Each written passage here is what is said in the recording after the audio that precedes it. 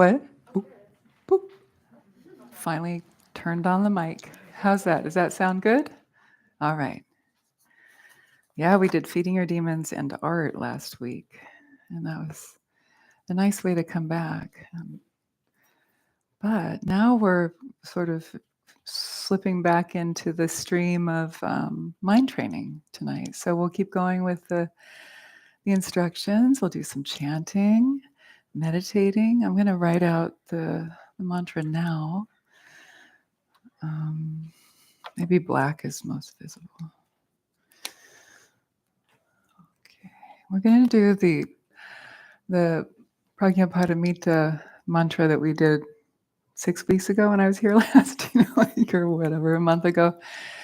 But we're going to do a different melody.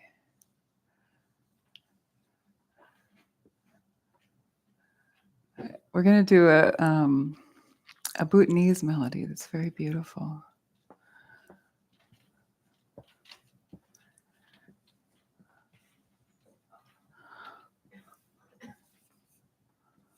Can you guys see this? Huh? Yeah. It's kind of a dying black pen. It's dying.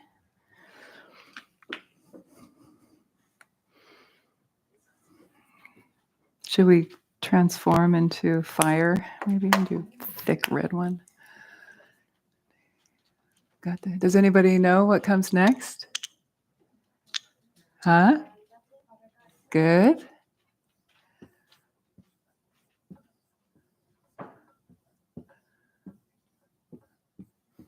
We can go like that too, so it doesn't look like gate. I think it's, I'm not going to do all the, I think it's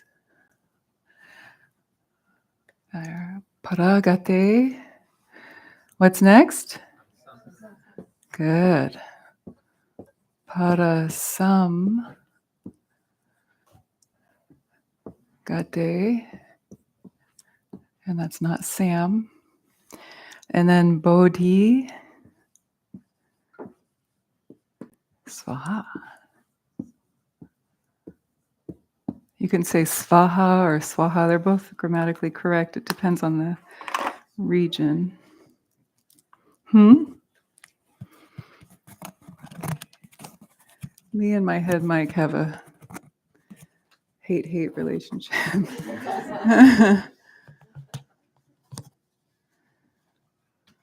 Okay. All right. Can everybody see it? Okay. Oh, Mani Padme Hum.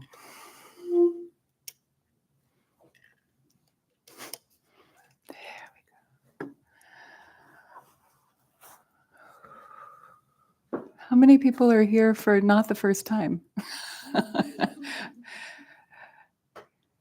I see the new ones. Welcome. I just didn't want to single you out.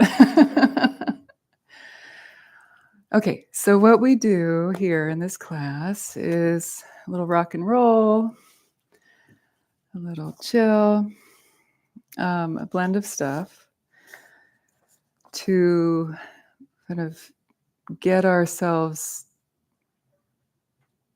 prepared or open for meditation. Yeah, so we address or we touch on the different what are called the doors or pathways of our being in Buddhism, called the body, the speech, and the mind. These are ways that we perceive things, we experience things, but also how we give to the world, what we offer, our voice, our movement, our action. And then, of course, all of that is usually a reflection of what's going on in the mind. And so, as you know, with Buddhism, we work a lot with the mind. Come on in, don't be shy. And like the Buddha said, the mind is chief and takes the lead. And so everything follows that. So we work with the mind. But we can work with the mind with what we say, the way we breathe, the sounds we make, like mantra. Train the mind through repetition and prayer and using the avenue of the voice and the breath, those are both related to the speech, to enhance and support and train the mind. And of course, through movement like yoga or qigong or any other kind of mindful or internal martial arts type work, we can create a suitable vessel for awakening to bloom within us, right? So sometimes we'll do a little yoga. We'll always do some chanting. We don't do like, Ashtanga series 1 here, A here. We just do some very accessible movements to get the energy flowing in a comfortable way for sitting. So a couple announcements, though, before we get started is some things that are coming up. This Sunday is our first kirtan.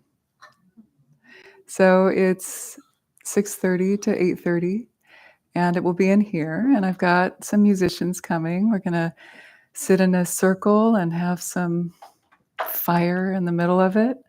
And it will be like a Buddhist style kirtan. See, the areas that I've studied and practiced and like to play in intersect in the practice of Tantra, right? So with Tantra, you have Buddhist Tantra, Hindu Tantra. You also have Islamic Tantra, and that's Sufism, actually. So it's very interesting.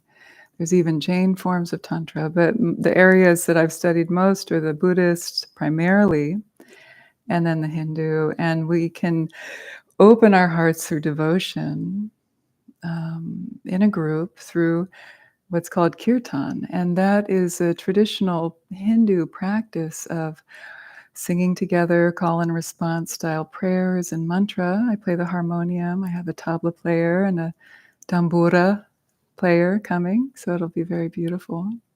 But we'll also have times for silence, for some teaching. So we'll meditate, we'll chant, we'll meditate, we'll chant, and we'll kind of build this fabric. I don't want to say ritual, but sort of like a ritual where we'll co-create an experience. And if dancing wants to occur, dancing can occur. If you want to take the lid off and explode in ecstasy, you're allowed to do that and invited to do that. So I will, provide the chants and teach you the chants as we go along. So I'm very excited. This is something that the Alembic asked me to do. Chandra, can you do kind of like more of a Buddhist-based kirtan? I said, yes, that's what I've been doing for years. We can call it Buddhist bhakti, if we want to be corny. It's sort of like that. Because us Buddhists, we're kind of stiff. We need to loosen up, Often when I start chanting with the Buddhist crowd, they're like, there's sort of like, are we allowed to chant? Are we allowed to sing? Yes, you are. In Tantra especially, but also in Mahayana, earlier, Theravadayana and earlier streams. It's just that those traditions weren't necessarily imported when the Vipassana and other forms of Buddhism came to the West. So we think it doesn't exist, but it does in the cultures that these traditions came from. So we're creating our own culture, right? Whenever a tradition goes from one place to another, it needs to maintain its connection to the root, the authentic textual oral transmissions need to happen, but then it also has to adapt to the culture. So we are doing that right now. You are in a very interesting moment of kind of Buddhism coming to the West, All right, so there's my pep talk. A couple other things. Michael Taft and I are teaming up for a day-long on March 23rd. And again, more chanting. It's called Mantra as Path. And so we'll team up to teach you some mantras, some chants. We'll do that. And it's kind of like a ramping up to a bigger concept that we've had that we'll eventually implement and then from time to time consummate with fire puja outside in the Berkeley Hills. So if you come to these types of events with me or me and Taft or Taft also, then you're going to start learning these chants. And then when it comes time to practice under the stars around a fire, you'll be ready. You can say, sign me up. And we can say, well, do you know this? Did you come to that? And you'll say, yes. Because when we're chanting at night around the fire, you're not going to have a piece of paper. It's going to come from your heart. What I used to do with my teacher, Robert Svoboda, is I'd sit across from him around the fire. I didn't know half the things we were doing. So I would just stare at his mouth, watch what he was, and then start making the shapes with my mouth, like babies do when they're learning how to talk. And that's how I learned a lot of chants and mantra, not by writing it down in a book or reading it in a book. So that it can be learned in that way too, but it's good to at least have a foundation. So that's on March 23rd. I think that's a Saturday or Sunday? Sunday. And that's from 10 to 4 in the daytime. And then another thing I want to say is Eve Ekman and I are teaching a retreat at Esalen coming up pretty soon, March 10th to the 14th. That's where I met Amber. And we still have some space. And I do Feeding Your Demons. She does Cultivating Emotional Balance. You might be familiar with her work. She's a fabulous teacher. And we've done this a lot before together. So check that out if you're interested. And Alana, do you have something you want to share? Oh, of course, duh. And then because I'll be at Esalen, I will not be here.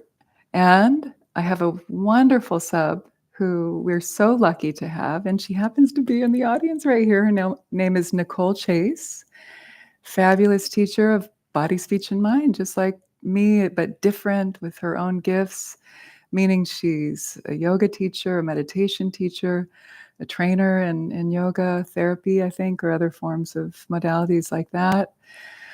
And also an incredible musician and singer. So loves kirtan, loves mantra. So she's a very good fit for you all. So when I leave, whenever she's available, we're very lucky. So Nicole, thanks for coming tonight. Yeah, you're welcome.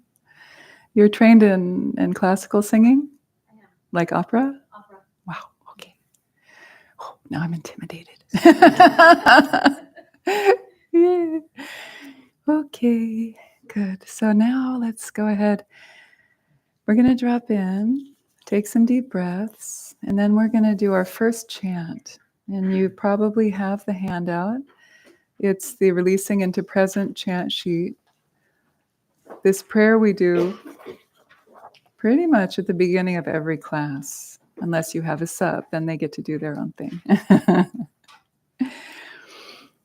This is a chant from the Devi Mahatmya, famous text chanting the divine names of the goddess in the Hindu tradition, also called the Chandipat. And this is from verse 12. It celebrates the goddess as Narayani. So the English translation is, I bow to Narayani, the goddess who takes away the afflictions of all. She is the refuge of the downtrodden, and she is the very act of turning toward the supreme. And so we'll chant this for about 5 times. I'll call the first line and you can respond like that. And then we'll do it together 5 times. But first, let's close the eyes and take some deep breaths.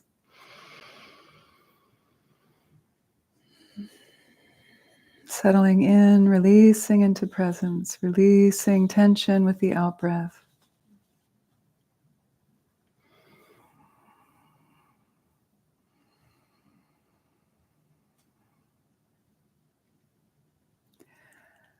Letting go of any need to be or do anything, and just let yourself be in this moment, in this room, in your body, this gift of this precious human life, this breath, this beating heart. Alana, can we make sure it's not too hot in here? Can we have it set at 72? Okay.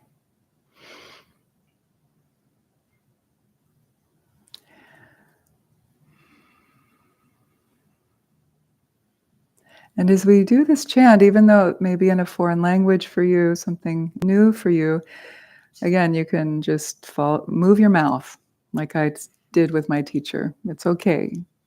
And feel these beautiful sounds resonating in your body. You can also read the English if you prefer to do that. But feel your heart opening to something more vast than our individual self, an expression of the divine as the Divine Mother, the goddess in her many forms. So let's open our hearts as much as we can, even if it's just a little crack or a big burst, whatever is good for you. And see if you can receive the rain of blessings as we recite this shloka, this verse.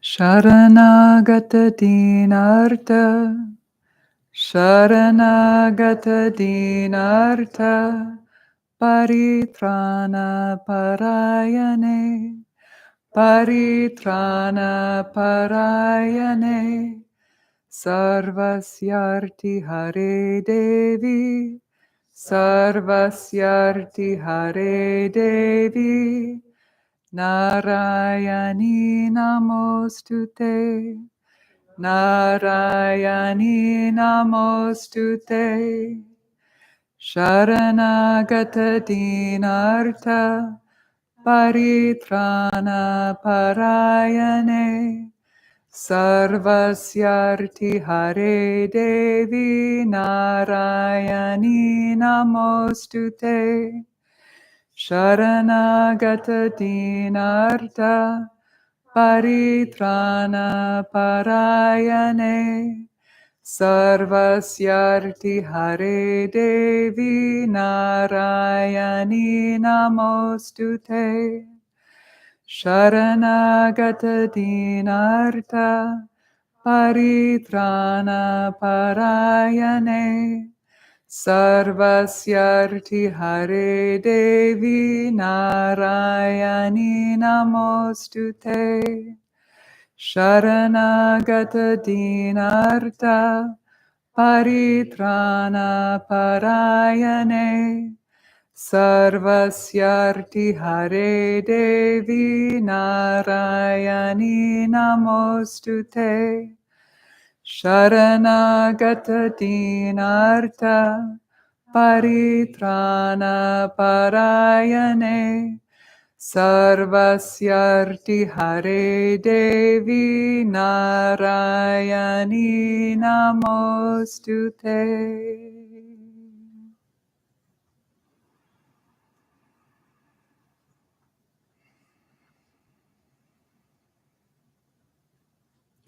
And now turn the sheet over on the other side. And we have two bodhicitta prayers, two motivation to awaken for the benefit of all beings prayers. And yes, I have it here. So if you wish, you can bring your hands together in what's called the mudra of single-pointed intention. It's the two middle fingers pointing up, the other fingers folded across, the thumbs are parallel. So that symbolizes your single-pointed intention to awaken for the benefit of self and others. Bodhicitta. And we can read this together. It starts with a Tibetan word that's ho, and it's a sound that's sort of like, oh, how amazing. But really it's witnessing the suffering in the world, and you are drawn, you're pulled to feel compassion for witnessing, for what we witness. And so we can read together. Ho, led astray by myriad appearances like reflections of the moon in water, beings wander in the endless chain of samsara. To bring them ease in the radiant space of awareness, with the four boundless qualities, I arouse bodhicitta. And now the four boundless qualities or the four immeasurables prayer together. May all beings have happiness and the causes of happiness. May all beings be free from suffering and the causes of suffering. May all beings never be separated from the supreme joy that is beyond all sorrow. And may all beings abide in equanimity, free from attachment and aversion. And really feel those aspirations taking root in you, a personal calling of in some way being of benefit to beings when we witness how they go astray, following illusions, appearances like reflections of the moon in water, thinking that this or that will bring them the lasting happiness that they desire. But instead, it just brings them more and more suffering. And in order to help ease them in the radiant space of awareness, we cultivate the four immeasurables: loving kindness, compassion, empathetic joy, and equanimity. Each line of the four immeasurable prayer refer to those four Brahma Viharas, or the four immeasurables.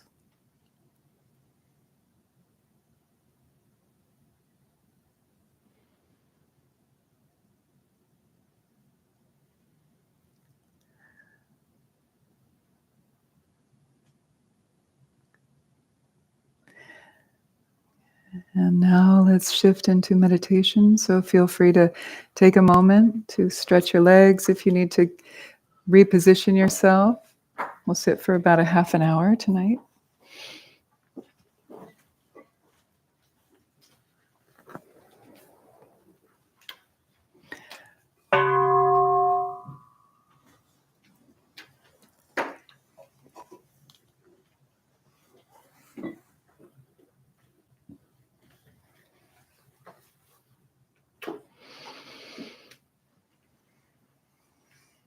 Good. And so when you're ready, go ahead and find a comfortable seat, one that you can hold with relative ease, relaxation, stillness for about 30 minutes or so. At least that's the goal.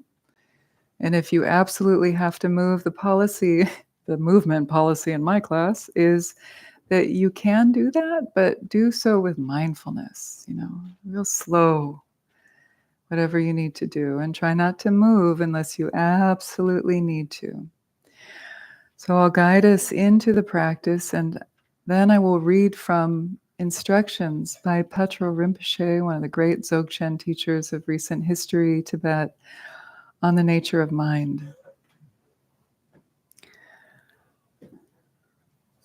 So first, let's settle in, take a few deep, luxurious breaths, releasing tension with the out-breath, noticing if there's any holding, the face, the jaw.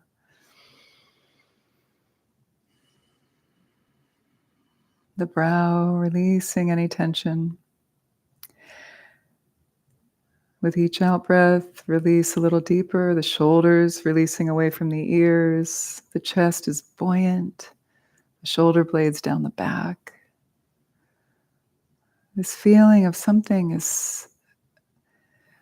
unique is happening. You're not slouching, but there's a quality of dignity, of presence, wakefulness, reflected in your posture, even if you're lying down.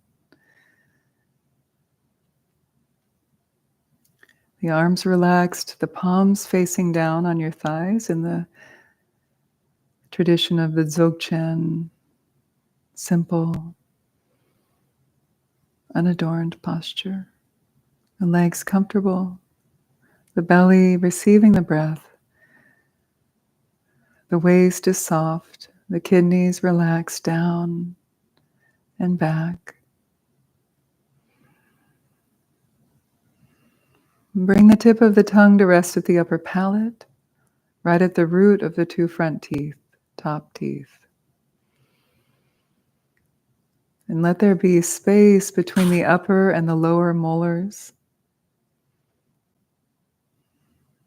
Draw the chin slightly in towards the center of the throat, lengthening the back of the neck and the space between the top vertebra, the occiput, and the skull.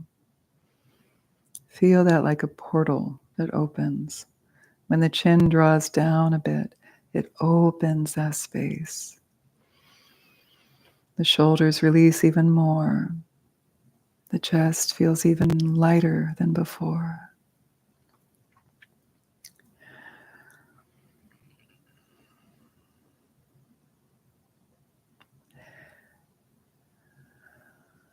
And noticing the rhythm of the breath,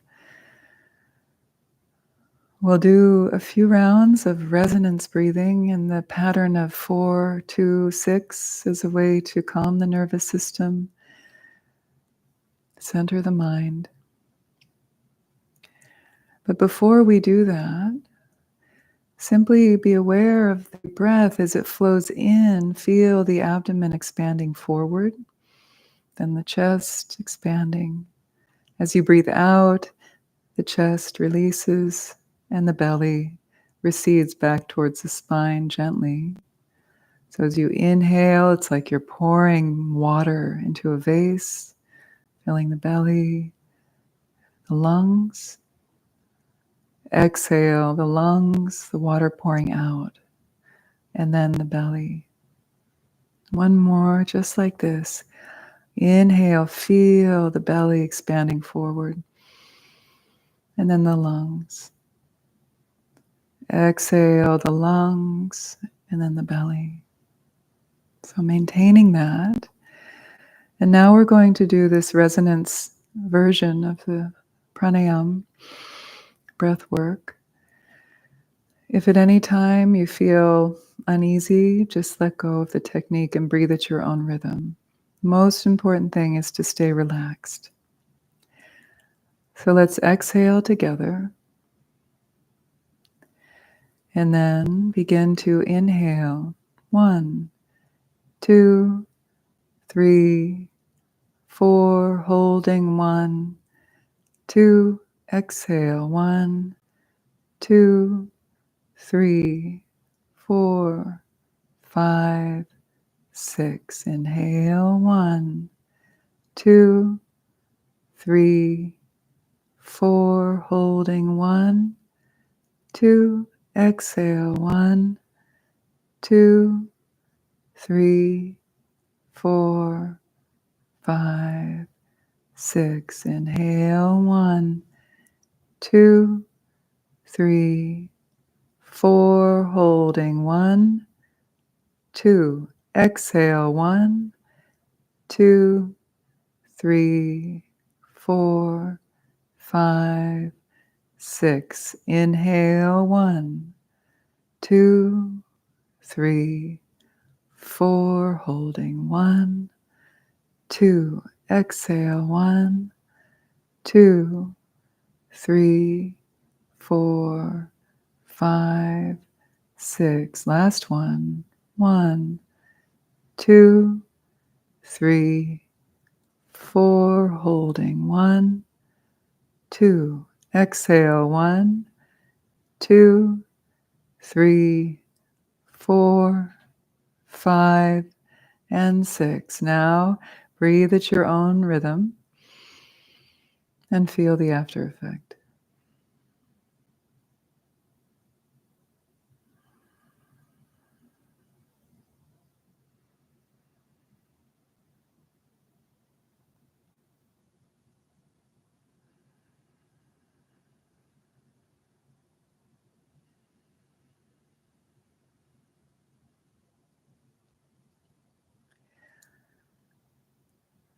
And now shifting into mindfulness of the breath, simply attending to the sensations of the breath as it flows in and out of the body.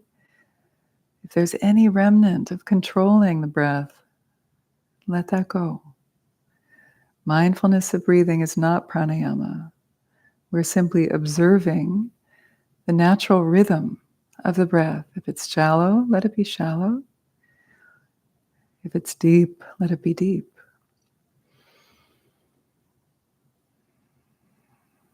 Focusing on the quality of relaxation within the body, within the breath, and within the mind as well. You may notice that when the mind gets caught up in thoughts, there's a kind of tension, a kind of grasping. So with the out breath, release that grasping, soften that tension in the mind as well, and re-alight on the flow of the in and the out breath. As it passes through the nose or mouth, down through the throat, filling the lungs, feel the diaphragm, the belly shifting as you breathe in and then out. In this style, we're simply attending to the full field of tactile sensations of the breath as it moves in and out of the body.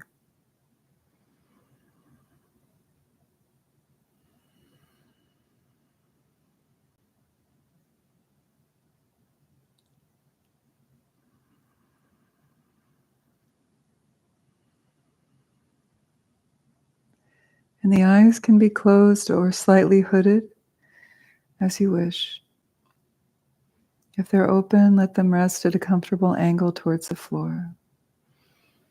And then soften. Soften the gaze.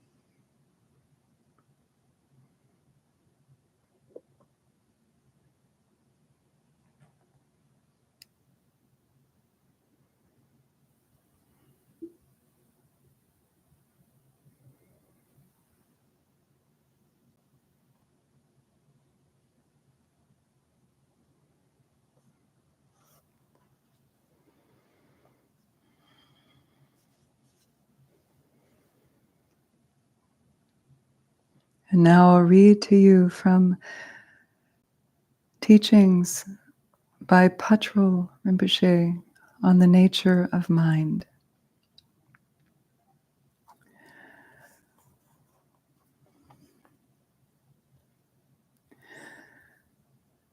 To an experienced practitioner,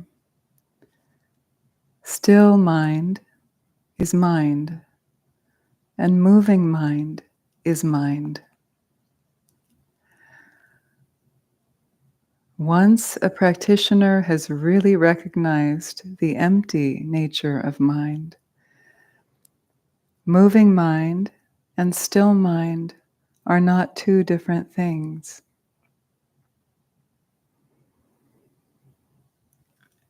No matter what thought arises, No matter what appears, it is empty of nature. It is the play of primordial wisdom. It is the profound understanding of the Buddhas. Just leave this as it is, without fabrication or modification. Whenever thoughts arise, naturally, they will be set free spontaneously.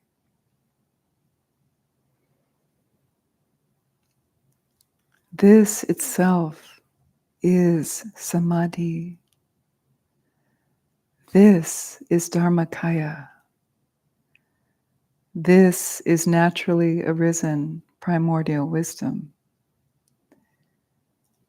This is Mahamudra.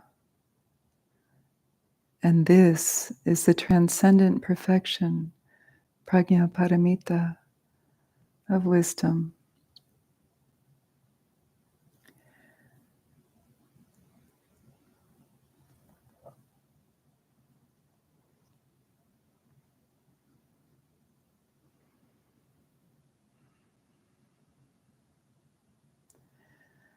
Just as a rope already burnt by fire cannot tie anything up, discursive thoughts no longer bind. Their nature is emptiness.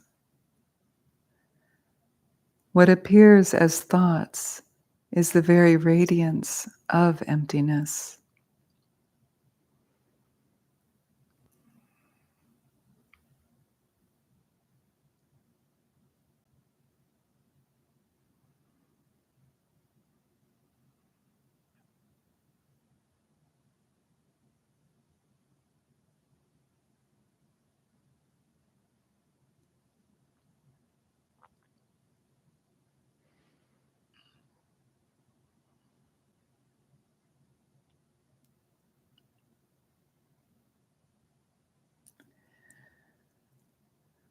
Since there is no difference between thoughts and emptiness, the great Orgyan Padmasambhava said, the nature of thoughts being emptiness, they should be understood as dharmakaya, the absolute dimension.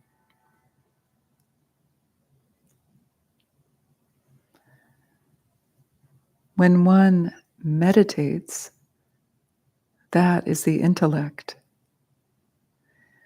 There's nothing to meditate upon. Leaving thoughts as they are, just as they present themselves.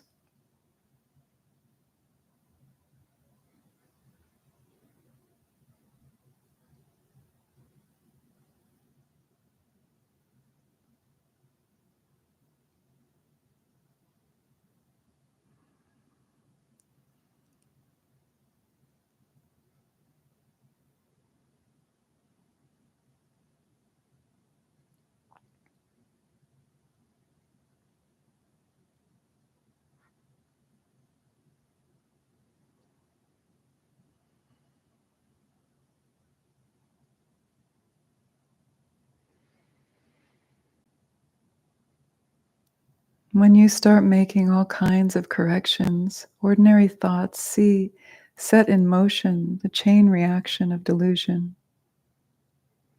So don't correct or modify anything. And when you stray from leaving things just as they are, that itself is delusion.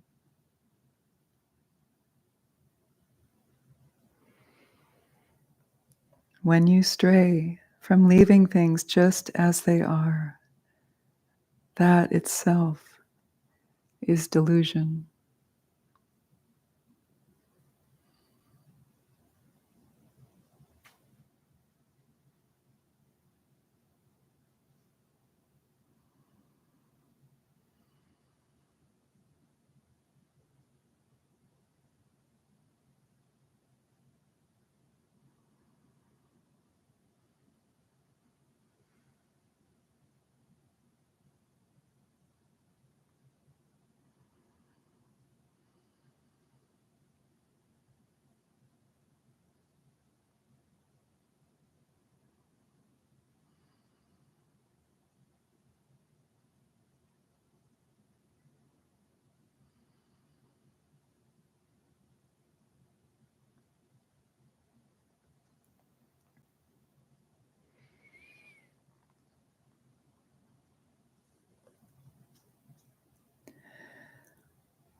So all you need is to avoid wandering.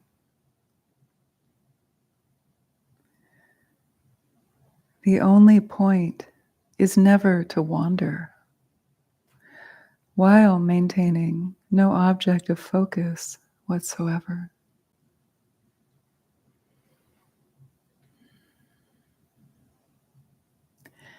If grasping thoughts are freed by themselves, outwardly, the objects of grasping, forms, sounds, etc., will also be liberated of their own accord.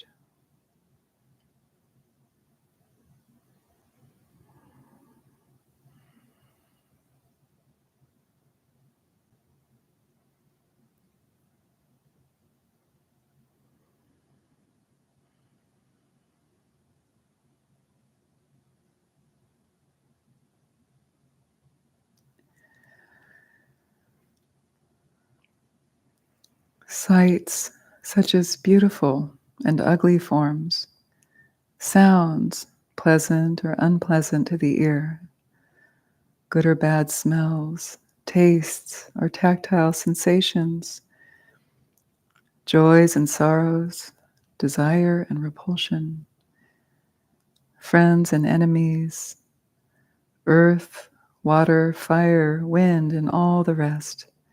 In short, whatever arises, whatever appears, leave it all just as it is.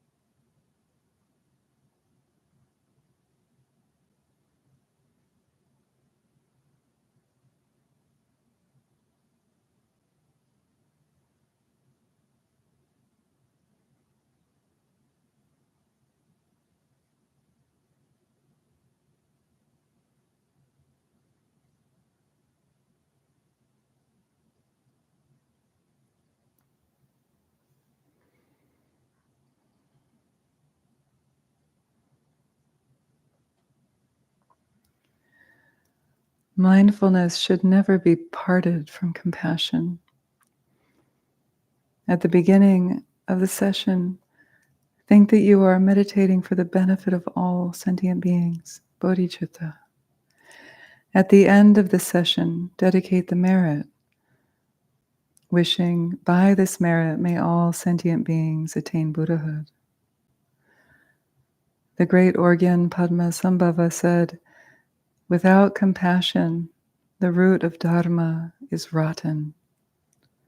This is extremely important.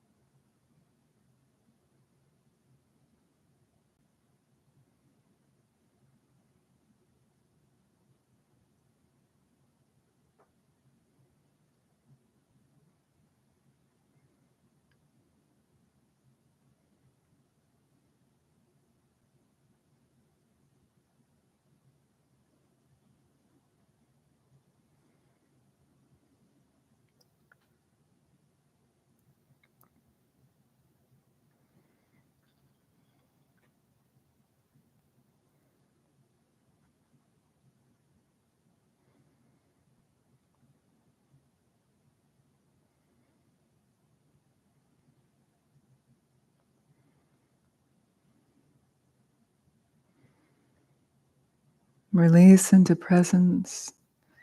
If you feel the mental or physical tension with the out breath, release like an unraveling and a letting go.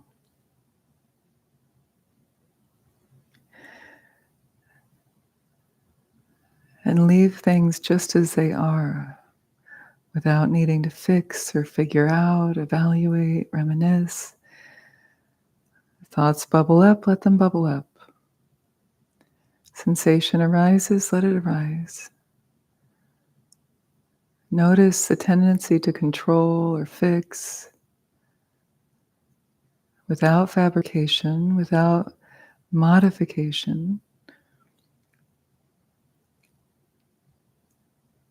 Leave it as it is.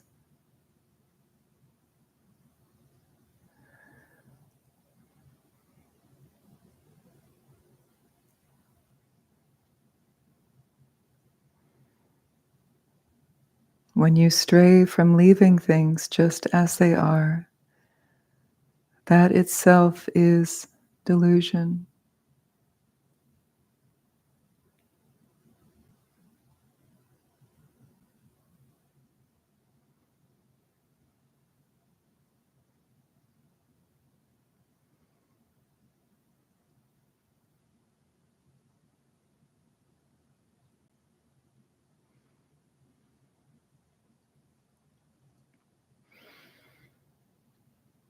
So all you need to do is avoid wandering. The only point is never to wander, while maintaining no object of focus whatsoever. So we're not anchored to the breath anymore. We're simply resting in the nature of mind and noticing if wandering bubbles up, just let it be. Don't grasp or push away. Can you just let it be as it is?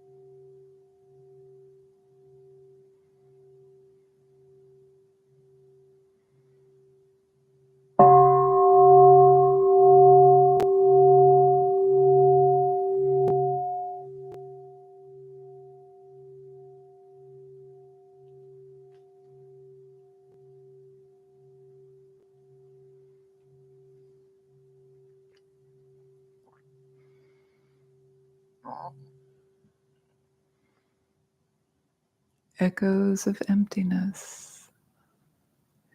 Now let's sing the emptiness mantra. This Tadyata means thus it is said. Om Gate Gate is Om gone, gone. Paragate, completely gone. Parasamgate, completely and totally gone. Bodhi is awakened. Really, Bodhi means illuminated, really, but we say enlightened, but it's illuminated or enlightened. Svaha, so be it. And so this is a very joyful melody that I learned in 2018 when I helped Tara Mandala take a group of people to Bhutan. And this is a Bhutanese melody to this very old mantra. This is said to be the first Buddhist mantra. It's found at the end of the Heart Sutra. I mean, you could say the interdependence mantra might be the first because it's something that was uttered by a student of the Buddha, but technically, like in the sutra, this is the first one. Maybe we'll learn the interdependence mantra someday too. Okay. So, good book, by the way, Enlightened Vagabond.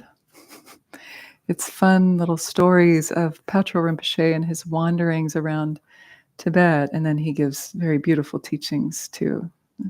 That was one of them. Enlightened Vagabond.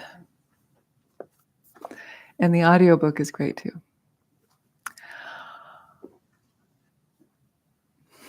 So first listen and then join in, okay?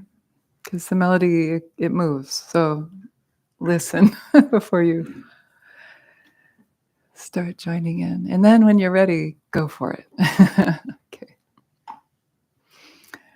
So really this mantra is to incite the going beyond concepts, going beyond duality and delusion into the non-dual state. Wisdom.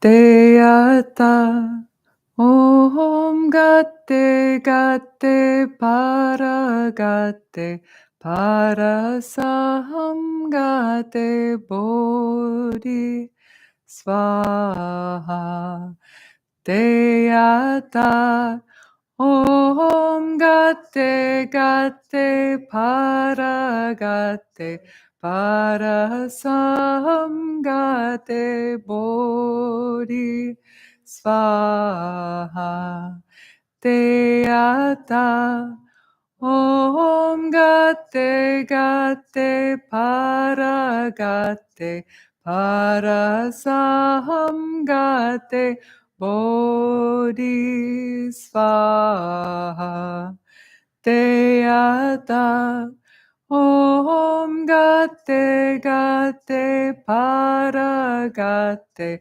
Parasam Gate Bodhi Svaha Deyata Om Gate Gate Paragate Parasam Gate Bodhi Svaha Deyata Om Gate Gate Paragate Parasam Gate Bodhi Svaha Deyata Om Gate Gate Paragate Parasam Gate Bodhi Svaha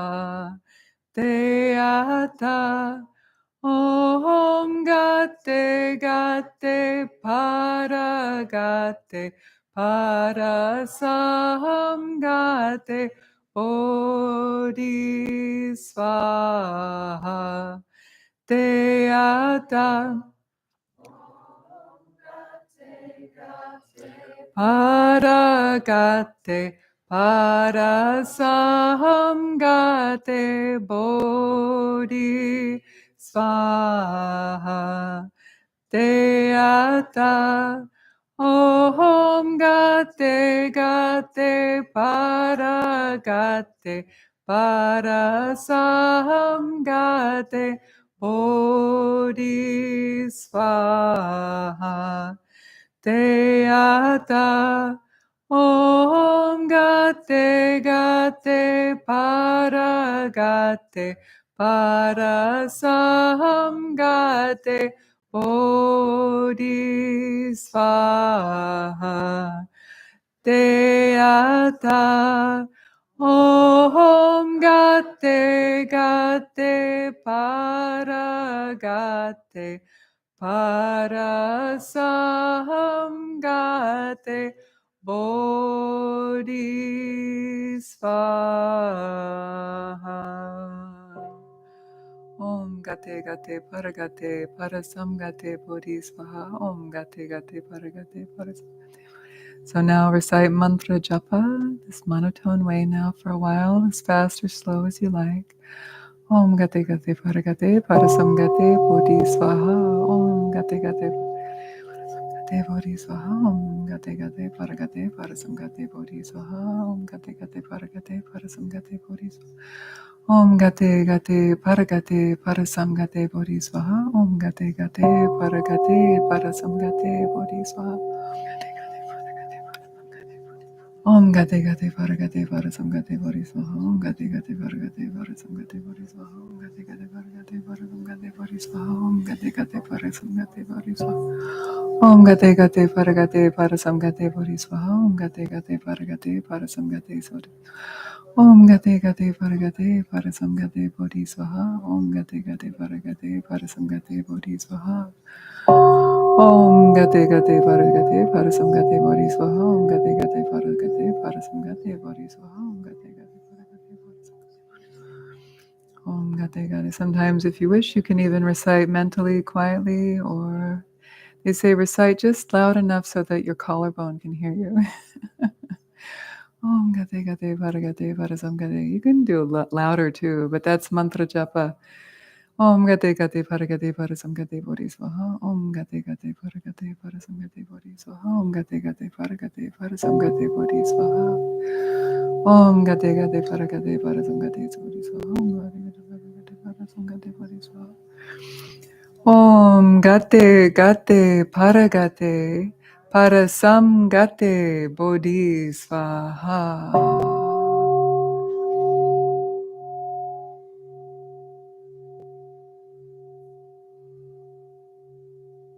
And feel yourself dissolving into emptiness. Everything, the physical, mental, give it back to the space from which it came.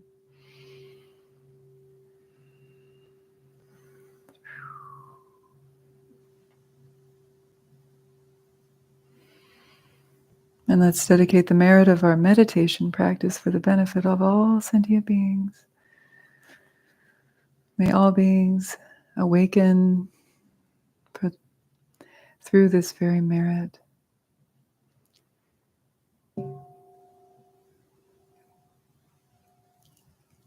May it be so. Thank you. Thank you. So there are these different ways to chant mantra, right? There's a melodic way, which is more like kirtan, devotion. It opens the heart, it moves the energy in a certain way. And then there's mantra japa, which is that monotone, hypnotic. And often it's that mantra japa that is used for a lot of things. Deity yoga, praying to deities, becoming like a Buddha, Avalokiteshvara, for example, or Tara, and then reciting the mantra as that particular deity, Buddha, and swirling the mantra around your heart chakra until it gets so ecstatic that it sends rainbow light in all directions, bringing liberation and freedom from suffering to all beings everywhere. So very often in Vajrayana, like Buddhist Tantra, we employ mantra and visualization. So it's like we're pairing, the body through movement, whether you're, counting your mala, you're sitting in a certain way, you're moving your mouth and you're making sound. And then the mind is also engaged through visualization of sending and receiving light rays, of embodiment. What would it feel like to be Avalokiteshvara? Like, the invitation is to own it, to be it, not to make yourself small in the face of some god, Tantric Buddhist meditation is so interesting because we cultivate these classic teachings of shamatha, concentration, shamatha, and vipassana or vipashyana, which is insight into the empty nature of everything, right? So core practices taught by the Buddha. And we can do that also through mantra and deity yoga and embodiment. It's very interesting. I won't go too far into it, but mantra, japa, that kind of concentrated repetition, brings the mind into a state of concentration like shamatha. The visualization also harnesses the mind so that samadhi can expand within your experience. And then the empty factor of vipassana, because that's what vipassana means, right? Do you know that? That vipassana means deep insight or clear seeing. Well, what are we clearly seeing? Huh? Exactly. No thingness, as my mom always, my mama lama, she's a Buddhist practitioner. She's like, it took me years to realize what emptiness really meant. It just means no thingness, nothingness. And, I was like, yeah, mom, duh. No, but a lot of us take years to get that, me included. And, but I had the benefit of her teaching me and explaining these things to me. And in any case, so we see into the empty nature of things. We see nothing. We see into the empty nature of sound, appearance, thoughts, etc. But in deity yoga and tantric practice, namely Vajrayana, when you're imagining yourself as a deity, like Tara, for example, if you're reifying your sense of self, there's no way you can also be Tara, right? You have to let go of that identity.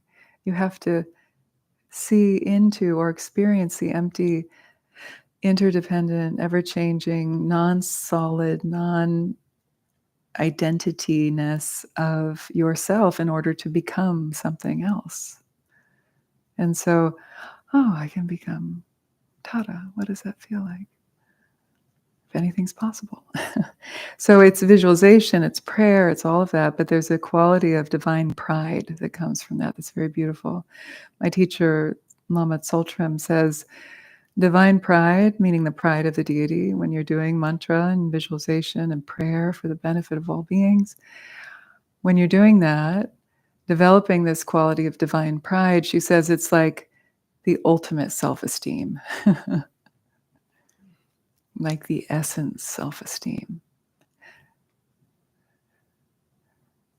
The esteem knowing that you are Buddha, you have Buddha nature, that you are primordially perfect and pure and luminous at your very core. You've done nothing wrong. You're not sinful or evil. We've just forgotten and got lost and we're wandering, foundering in the ocean of samsara. And the path is about coming back home, right?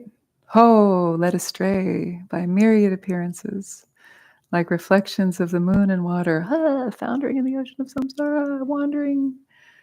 Oh, well, that drug, that movie, that guy, that girl make me happy. Well, they might make things fun for a while, but then everything's impermanent. So what is lasting, right? So what the Buddha said, it's your Buddha nature. It's the core essence, that luminous nature within you. That's the source of that bliss that you've been going on Amazon for and buy, click, click, add to cart, add to cart, add to cart. Oh, free one-day delivery. Bliss. Wow. Oh, Buddha nature, shove over. I'm busy with Amazon. Oh. Okay, good book. Enlightened Vagabond. So Tadyata, you may have noticed, I forgot to warn you, I was going to pronounce it not like it looks. That's the Tibetan and Bhutanese pronunciation that we were doing. Teyata. Whenever there's a da after an A, it makes an A sound. So the correct pronunciation of Sanskrit would be tadyata, tadyata, tadyata, not tadyata, tadyata. But Tibetans and Bhutanese, because they're very much similar language and alphabet and all of that, they say teyata. So you can say either.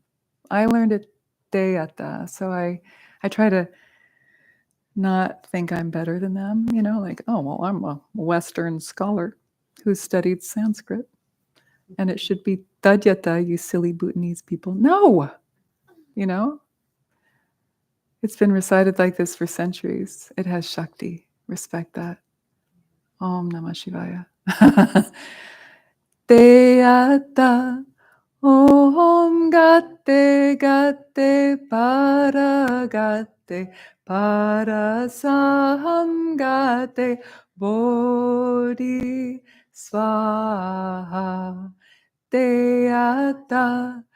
Om Gatte Gatte Para Gatte Para Sam Gatte Bodhi Svaha. Teyata. Om Gatte Gatte Para Gatte Para Sam Gatte Bodhi Svaha. Last time. Teyata. Om Gatte Gatte Para Gatte Para Sam Gatte Bodhi Svaha. Very good. I hope you go to sleep with this echoing in your mind. And I hope you wake up with it too. That's what happens when the mantras start coming alive in you. You go to sleep with them, you wake up with them. Yeah, I hope that happens. But really, it happens when you recite a lot. Then it starts to happen naturally. Okay, now let's get to our little teaching on the mind training. We have 15 more minutes. Any questions or comments before we do that? Maybe one or two people max, so that I can at least touch on this. Next slogan, we're doing 50. But any comments or questions from the mantra or what we've done so far? Any burning? Yes, Amber. Thus it is said. Yeah, and so thank you for bringing that up.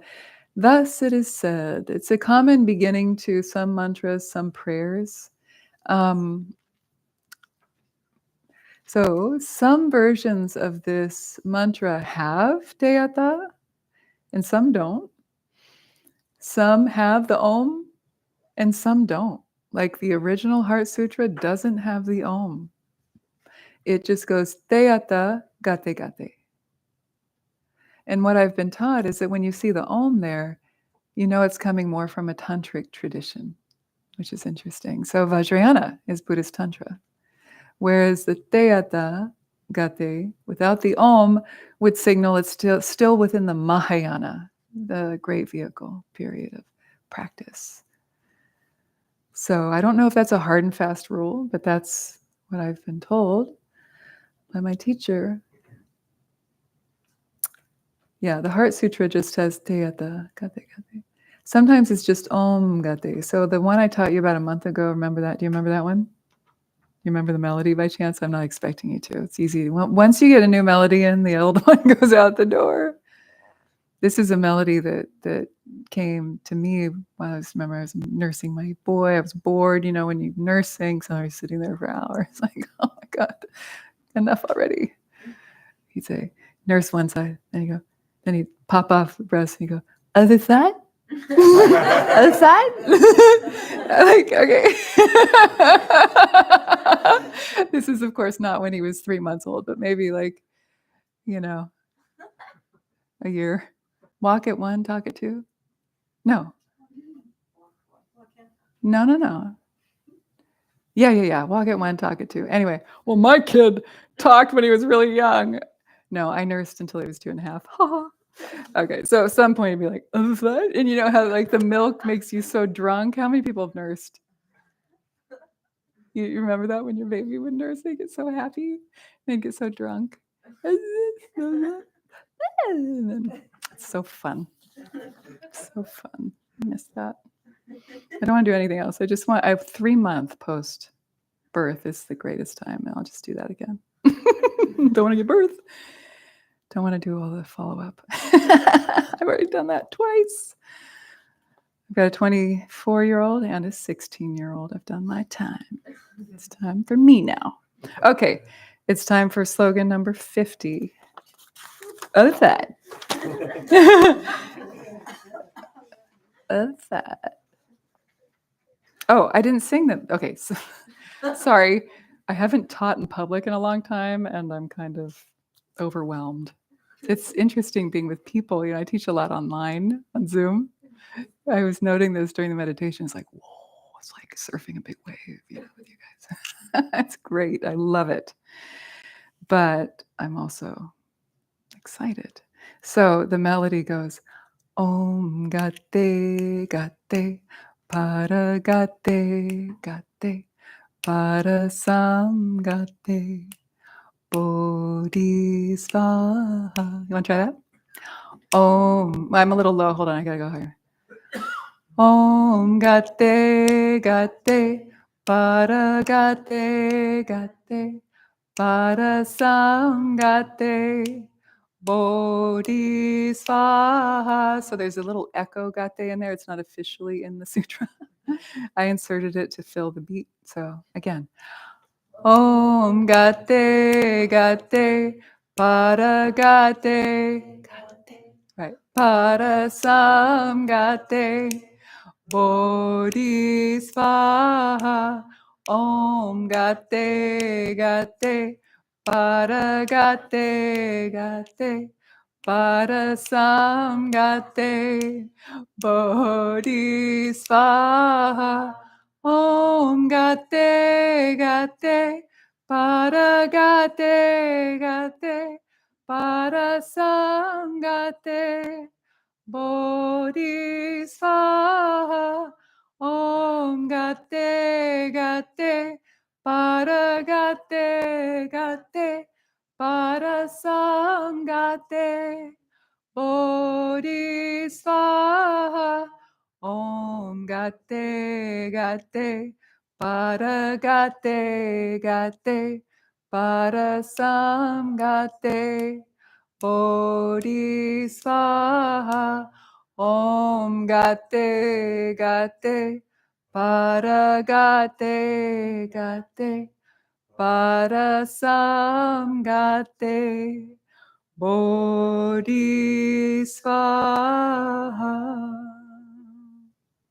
Swaha. Offer to the fire. So traditionally around the fire, you don't say swaha without offering something. Like samagri is the word for sacred substances like black sesame seeds and juniper and sugar and other things like that. So every time we say swaha, we offer into the fire. Yeah, it's fun. Okay. So can you tell I'm wanting to do everything but the slogan tonight? It's just, life is so interesting. So we're so close. There's only 59 slogans. And I love this text. I've taught it for like 15 years. I really always learn from it. This is one of the most important Mahayana Buddhist texts of all time in Tibet. It's widely practiced amongst all the different schools. So its main point is to cultivate compassion, right? And just like Patrul Rinpoche said, remember at the end of that meditation, he said, the great Orgyen, who is Padmasambhava, he says, without compassion, the root of dharma is rotten. So really, it's not about getting high. It's not about being special or being Buddha, like some elevated, expanded samadhi states. That's nice, but really, without compassion, none of that's much use. The root of dharma needs to be compassion. So without it, the root of dharma is rotten. All right. So this is what the Lojong is doing, is helping us be less fixated on my own self-interest and more thoughtful, more expansive, more empathic, more compassionate, and aware of what's happening around us. And of course, compassion is always internally directed as well towards ourselves. So who wants to read the 50th instruction here? Other side. It's on the back. Yes, please. Don't be swayed by external circumstances. Throw it back to you. What do you think? Don't be swayed by external circumstances. It's pretty intuitive. I've been talking all night. Come on, it's your turn. Talk. Yes. I went to a concert yesterday. I was in a great mood, and there was a protest outside the concert. Yes. And people were very upset. Mm. And I found myself irritated and utterly, for no reason that I could really comprehend, except that I was just in the presence of that energy. Yeah. Is that maybe? So what did you do when you noticed you were irritated?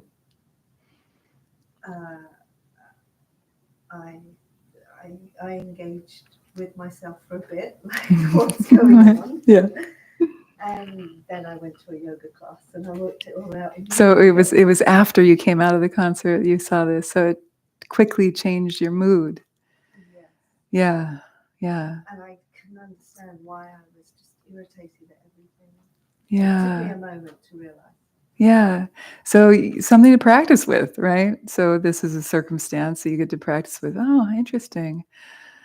I would guess that you were really, you had a well-deserved, joyful experience, right? I was just really open and happy when I came out, and then all this energy. And then the protest, the contrast.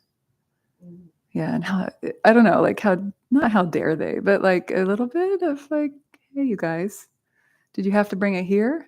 Or anyway, we don't have to get into your psychology. I'm sorry. I should have been a therapist, but I'm not. So I won't try to be.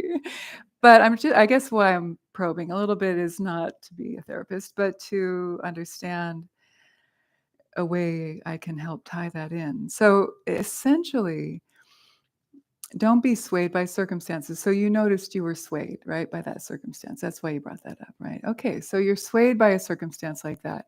And then because you're introspective, we're meditators, hopefully we have some self capacity to be like, oh, I see you, Mara, anger, projection, resentment, entitlement, whatever it is. I see you, and that's a human feeling. Yeah, go ahead. I think that perhaps where you want to tie it. Yeah, you do it. Tie it in Thank you.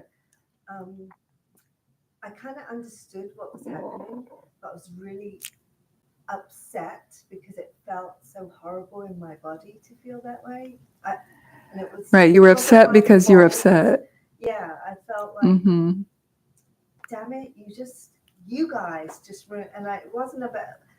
I'm not saying that their protest was or wasn't legitimate. It wasn't about the legitimacy of the protest. Right. It was that I had come out feeling so elevated and open, and this energy had come, and then it just felt so gross to walk around in that irritated Yeah. way Yeah. that it compounded because it made me resent the whole situation. Yeah. Yeah. I understand. I think we've all been there. I think it's, yeah, it's a bummer when we find ourselves suddenly going from a good state to a not so good state. I mean, that's teaching obviously in change and impermanence, right? They say what goes up must come down. Your best friend can be your enemy. Your enemy can become your partner and hopefully stay not an enemy. But things are always in flux, and so are our moods. Our moods are ever changing and fickle. So again, how do we find that place within us that has more stability and more capacity? So that's really what I'm going to now just start talking more about this slogan in a general way. So don't be swayed by external circumstances essentially means like don't let life pull you off and out of your practice. Like everything is practice. Everything is practice, not just sitting on the meditation cushion. Like when we get irritated, when something happens we don't want to happen, but also when we're joyful too, right? It's all an opportunity. And that's what's so beautiful about these mind training Lojong teachings is how do we bring all of life's circumstances onto the path? How do we do it? So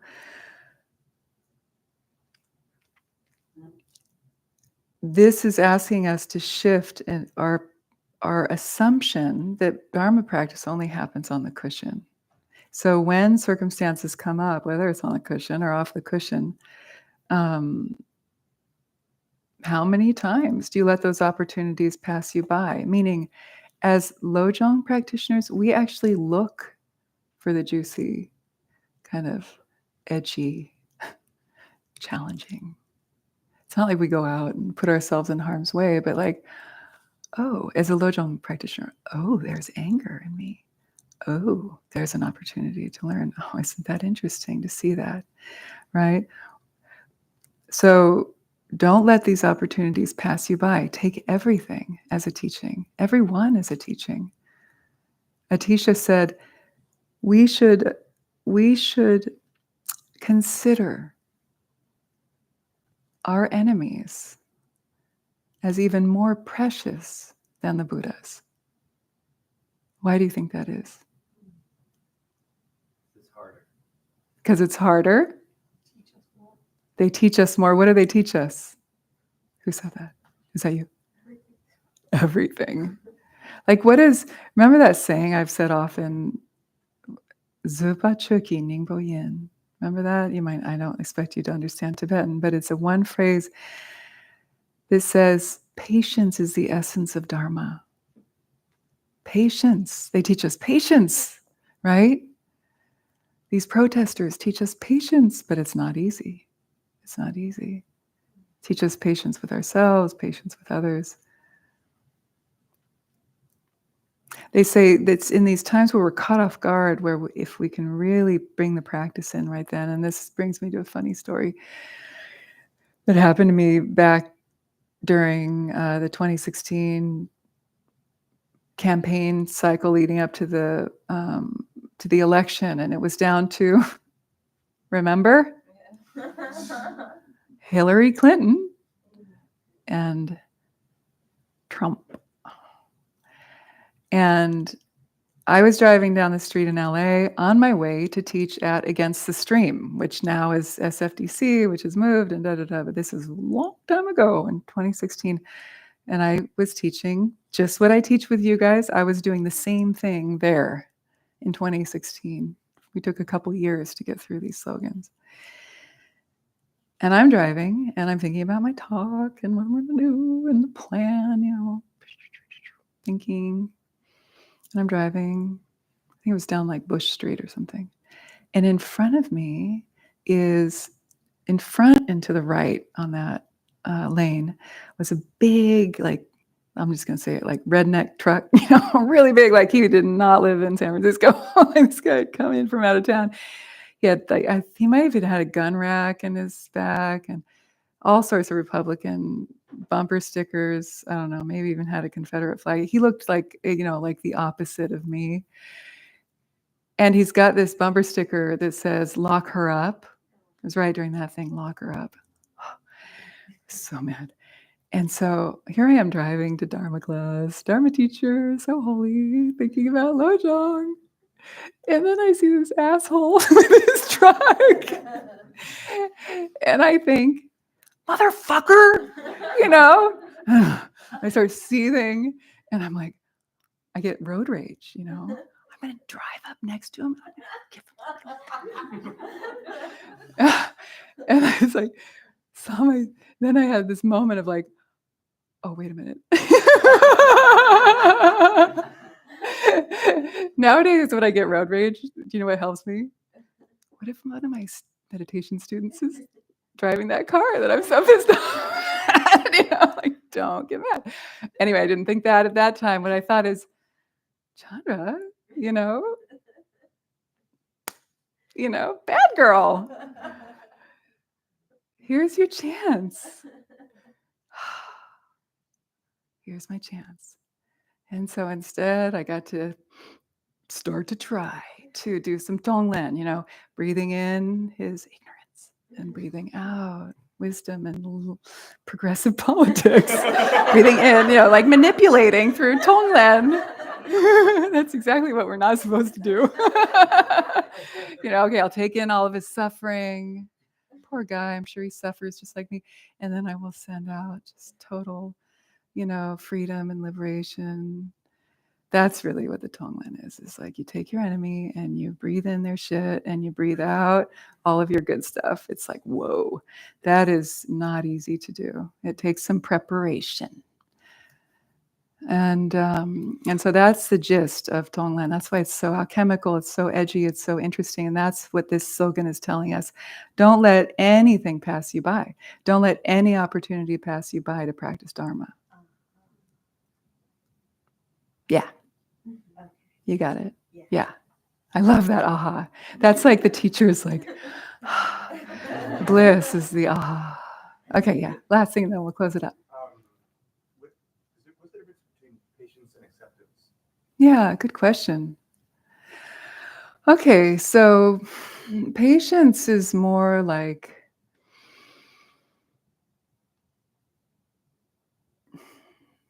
gosh, I think I feel it, but patience is more like, look, there could be irritating things around, but I don't need to make myself, get angry or pushy about that. It's forbearance is another translation of this word zipa, or it's kshanti in Sanskrit, which is interesting because the word for peace is shanti, and then the word for patience is with a K in front, kshanti. Yeah. And so it has that feeling of peacefulness, of like, I can take a deep breath here. I don't need to rush. I don't need to push.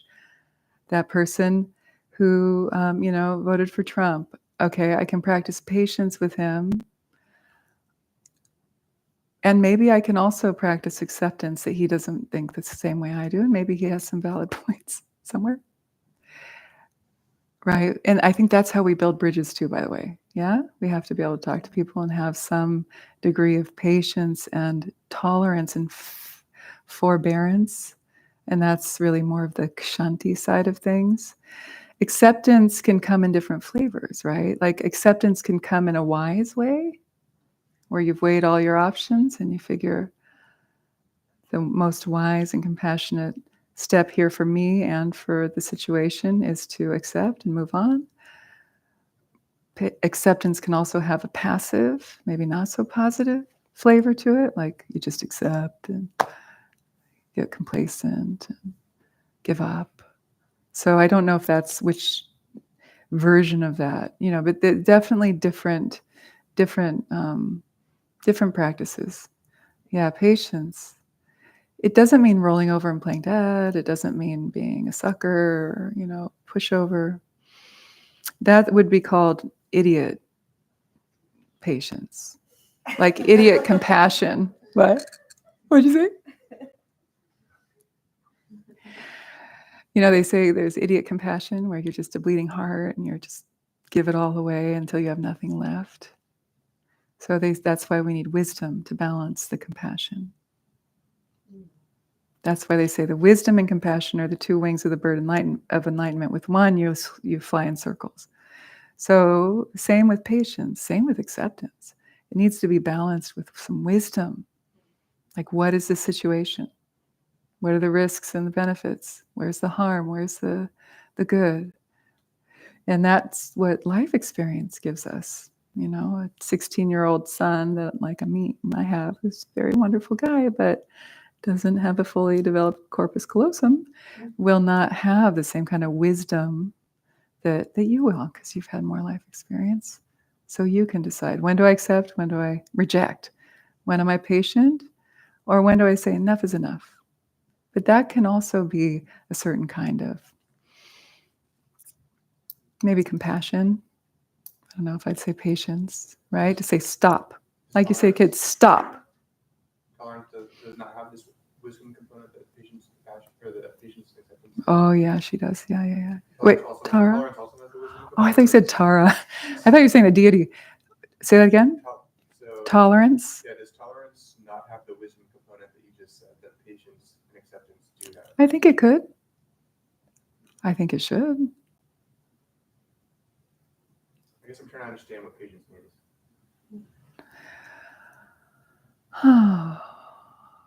Well, you know, I've been dealing with chronic pain for 3 years, and a friend of mine said, you know why they call people in the hospital patients? It's because you need to learn patience, you know, and it's like that. It's like, okay, the spinal surgeon said I'd be better in 3 months. It's been 3 years. I'm not better. Okay, so what am I going to do with that? I am getting better, actually, but I'm not better yet. And it has taught me patience. Like, I want it now. I want it yesterday. I want to be angry at him. There's all sorts of it. If I'm a mind training practitioner, I'm not letting anything pass me by. I'm watching my mind. And so patience does me good. But in the meantime, I'm also going to different specialists, doing physical therapy, getting the right medication. That's the skillful means. That's wisdom. State to it versus acceptance doesn't have that. Say that again? There's like a transitive component. Patience, maybe be better or waiting to be healed. But acceptance would be like, oh, I'm accepting, I'm not healed. I accept. Yeah, I think what I'm feeling is that the way you're feeling into acceptance is more of like giving up or passive, just sort of, whatever. I mean, because I can accept my situation right now, but it doesn't mean I give up. I have to accept it, because if I don't accept it, I'm fighting. I'm fighting reality. It's I think it's a subtle nuance. It's like we can pull this apart in a lot of different ways. And then we could also look up Google and look for the definition of patience and acceptance, then really talk about it together. Like, maybe there's more nuance that I'm giving you right now. But these are good questions. But the main point is, don't have idiot patience, don't have idiot acceptance, don't have idiot compassion. Be smart about it, develop your wisdom, your discernment. Don't just roll over and play dead. Complacency is complicity. I think all of that's true. So patience shouldn't be understood as being like complacent or just being like, oh, well. But it was very obvious that sticking my middle finger out at that guy was not going to do anybody any good. So I got to do my work, because really all we can control is ourselves, right? We can work on ourselves. I can't change him. So that's really what Dharma comes back to again and again, is what's happening in here? How am I meeting this moment? And then respond accordingly. But that's what mindfulness is really great for, is to give us a breath, give us a beat, to really figure out What's the best? Left or right? Yes or no? Stop or come, right? Give yourself that patience. Be patient with yourself. Patient with yourself. Okay, we've gone a little bit over, so thank you for your patience. You've been so patient.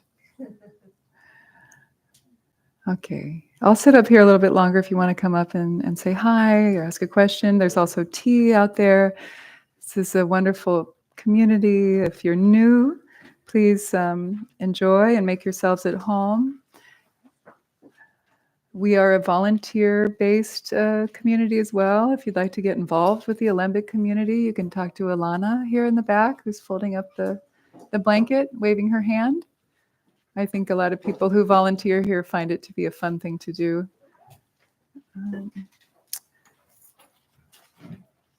Thank you very much. Have a good evening. So good to see you. Oh my goodness. Wow. Yes. I know. You're welcome, sweetie.